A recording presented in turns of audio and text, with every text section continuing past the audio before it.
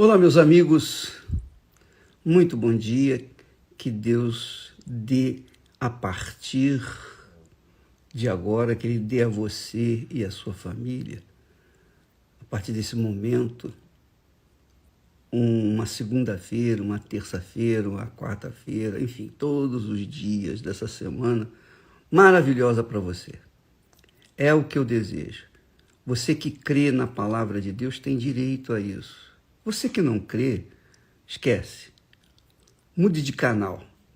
Mas você que crê, está interessado em aprender os segredos e mistérios da fé e tomar posse da fé pelos seus próprios méritos, esforços, então nós estamos aqui para ajudá-los.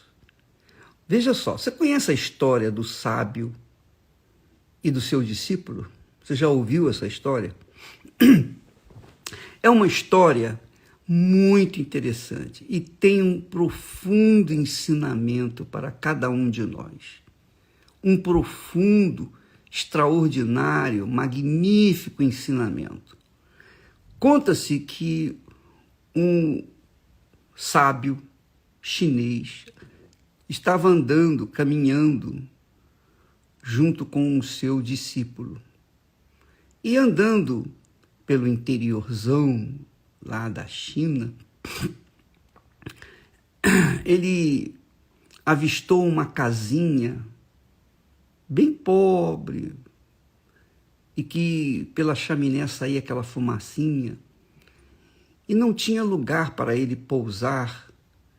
Então ele se dirigiu para aquela casinha pobre.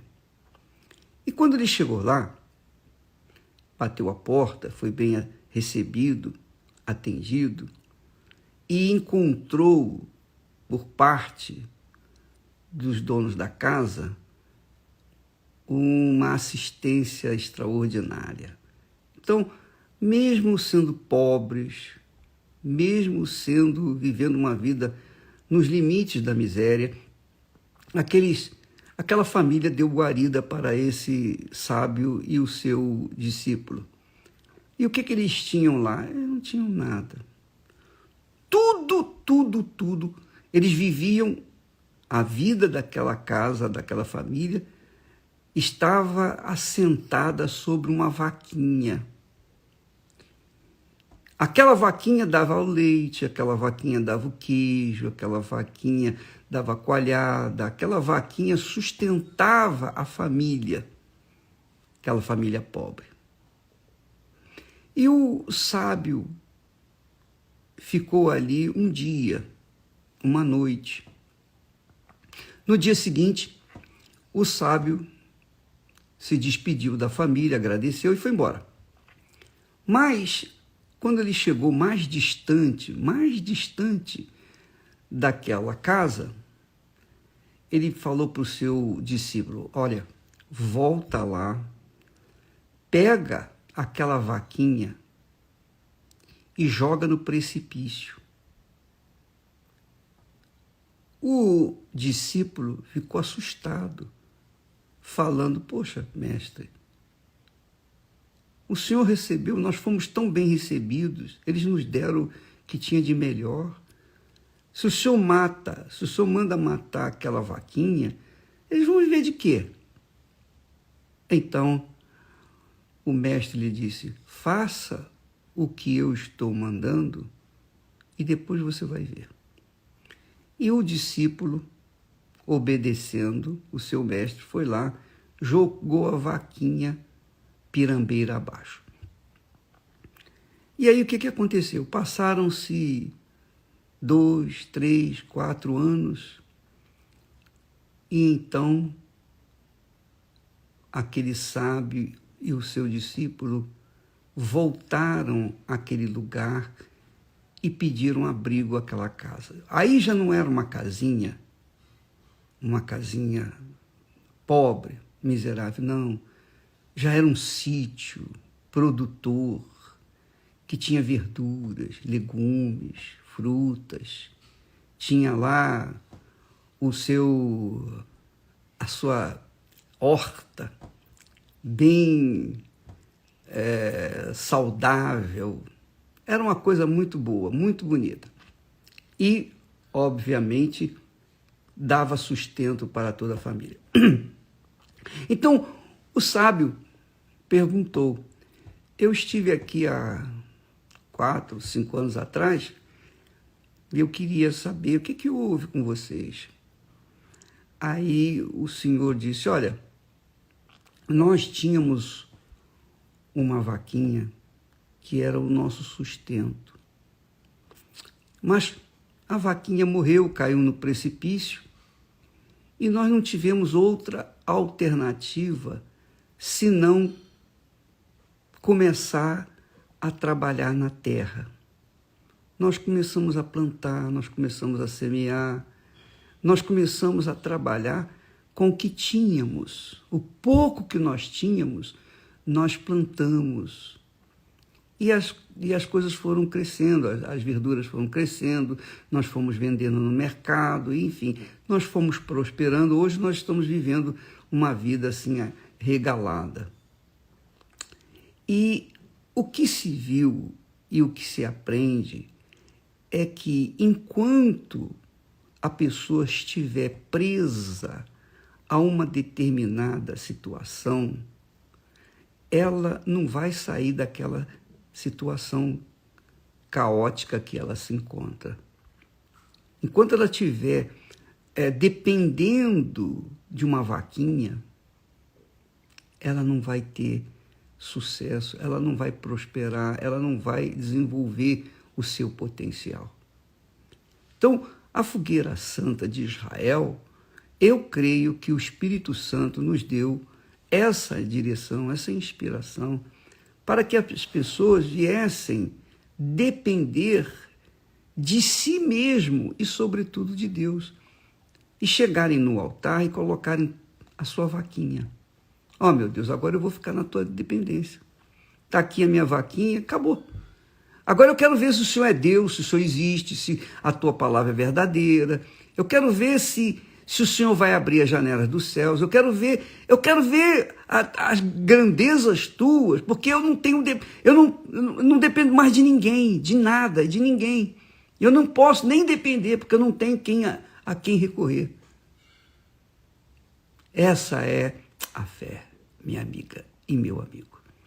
Foi por isso que o apóstolo Tiago fala que Deus deu a fé para os pobres, porque os ricos já têm o seu consolo, o seu conforto, já têm os seus recursos. Então, para os pobres, deu a fé, para que através dessa arma de guerra, de defesa, de ataque, essa arma venha fazer da criatura, do pobre, uma pessoa abençoada.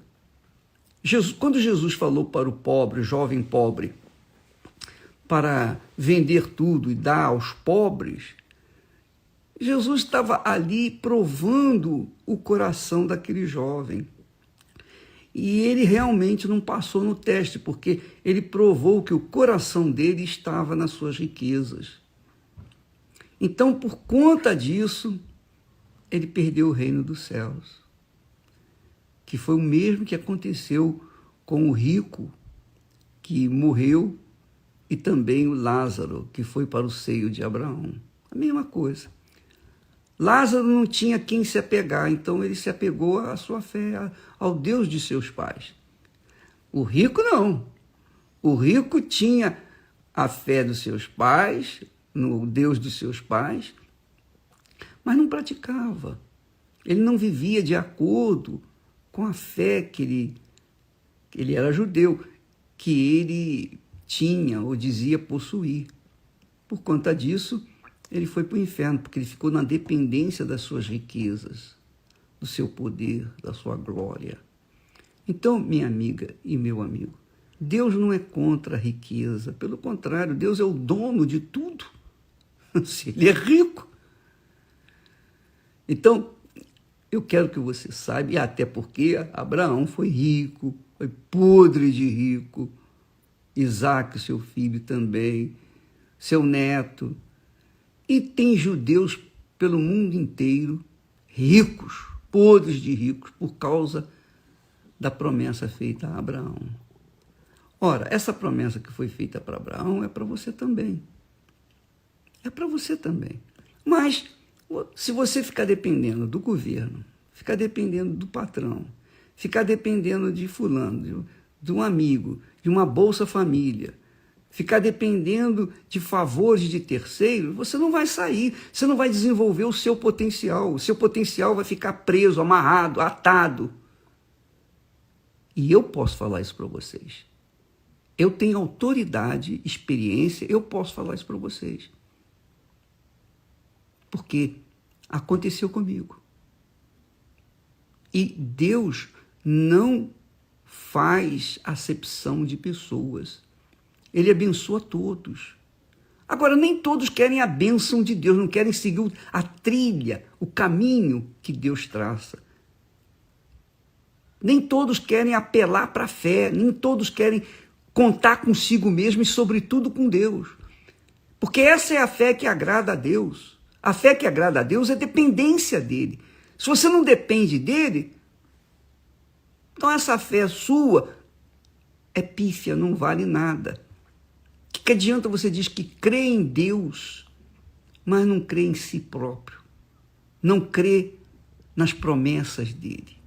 Se você crê em Deus, você crê nas promessas dele. E se você crê nas promessas dele, você age, você toma atitude, você faz a sua parte para que então Deus venha fazer a dele.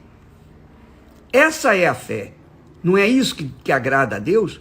O que agrada a Deus é a fé. Está escrito isso.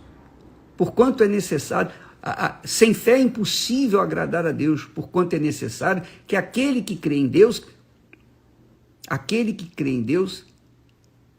tenha certeza, tenha convicção de, ao se aproximar-se dele, apresentar a sua vida e depender dele.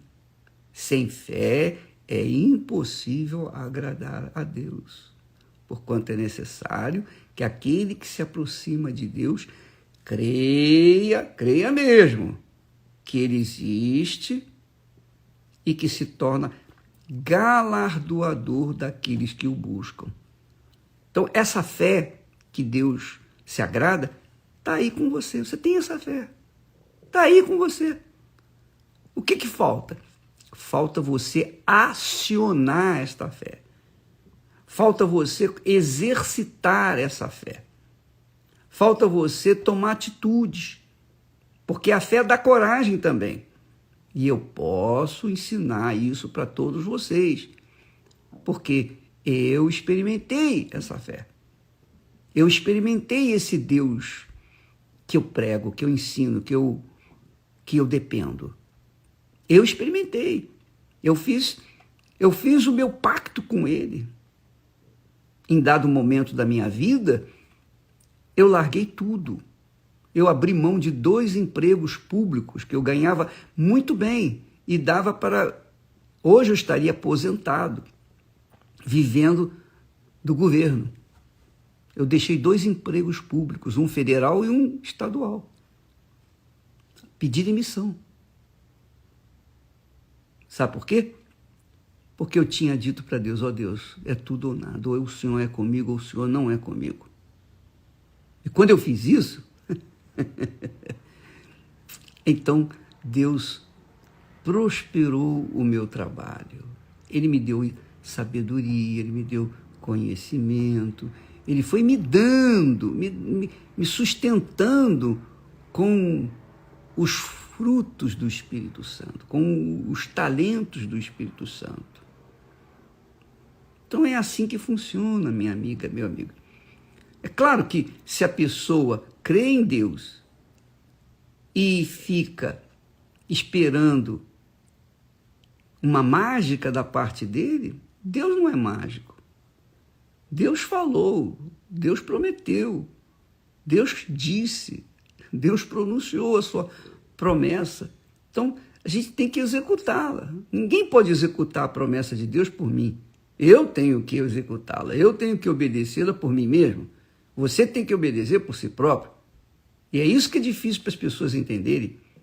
Agora, é claro, quando você toma uma atitude de fé, você tem que sacrificar. Sacrificar a sua vida, sacrificar o seu eu, sacrificar as suas vontades, sacrificar os seus pecados. Você tem que sacrificar, sacrificar, sacrificar. Sempre sacrificar, sacrificar todo dia. Todo dia. Eu queria que você entendesse isso. Sem o sacrifício da fé, não há crença. Porque crer apenas de forma teórica é fácil. Todo mundo crê. Mas de forma prática, apenas aqueles que realmente conquistam que a gente vê que creram. Essa é a fé. Essa é a fé inteligente, sobrenatural, misteriosa, que as pessoas não entendem, que as pessoas que não têm o Espírito Santo não entendem. Quando a gente fala, ensina, orienta, as pessoas parece que são surdas, parece que são cegas, parece que são débeis mentais, não entende nada. Você está falando uma coisa, ela entende outra. Não tenho dúvida. Por quê? Porque são pessoas que querem só as benesses, querem ficar... Sabe aquele filhote de passarinho que não pode voar, não pode fazer nada? Só fica com o biquinho aberto, esperando que a mamãe venha trazer a comidinha, venha trazer a minhoquinha e coloque na sua boca. Então, amiga e amigo, depende de você. A sua vida depende de você. Obviamente, depende de você crer na palavra de Deus. Então, você depende de si próprio e, sobretudo, de Deus. É assim que funciona. Quem crê, vai. Quem não crê, fica. Deus abençoe vocês em nome de Jesus e venha abrir o entendimento para que vocês possam enxergar a visão da fé sobrenatural. Deus abençoe em nome de Jesus. Amém.